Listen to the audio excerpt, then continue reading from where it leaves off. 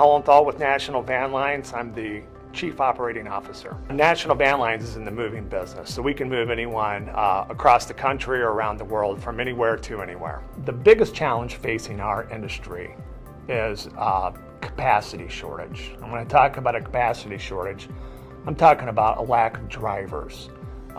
We rely on our drivers to provide the majority of our lift to our customers that are moving anywhere around the country. There's a significant lack of drivers in the industry right now, any over-the-road drivers. So if you read some of the literature, you'll find that 25% of drivers are near retirement age. There's a shortage of 60,000 drivers right now. They think that we'll need 890,000 new over-the-road drivers in the next 10 years. I think the best business advice I've ever got isn't one particular thing. I've heard it repeated several times from several different areas, but really it's the stories that we believe about ourselves that limit us both personally and professionally. Everybody's got a story, right? And that's something I like to talk about, is the stories. What we do as a business is we help people tell their own stories. So we help them turn the page to the next chapter in their story. We all have stories that we tell about ourselves that frankly aren't true. It may be, I'm not good at math.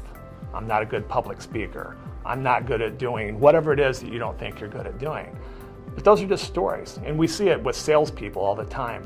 They will talk about, these leads are terrible, or, the economy's bad, although we haven't heard that one for a while. But there's always these stories that we tell ourselves, and it drives our behavior. So when it drives our behavior, we start making changes, and we kind of fulfill our own prophecy. There's a lot of research that's been done on, Richard Thaler is one of the big ones that have done research on behavioral economics, Tversky and Kahneman on just how we make decisions and how we choose things and how our brains work, how we think our brains work versus how they really work. So we're always trying to, I guess at some point you have to stop fooling yourself and try to look at the data and understand what you're really doing as opposed to the story that you've told yourself. Absolutely, human capital is a tremendously important part of the business. I think we are in a great position to really offer folks a great opportunity to be a part of the company, to be an employee owner. And really the way I go about it is I'm extremely collaborative. So I'm asking for buy-in. I want folks' ideas. I want to know what you have to say. I don't want to rush into any kind of a decision without going to the people that are the subject matter experts.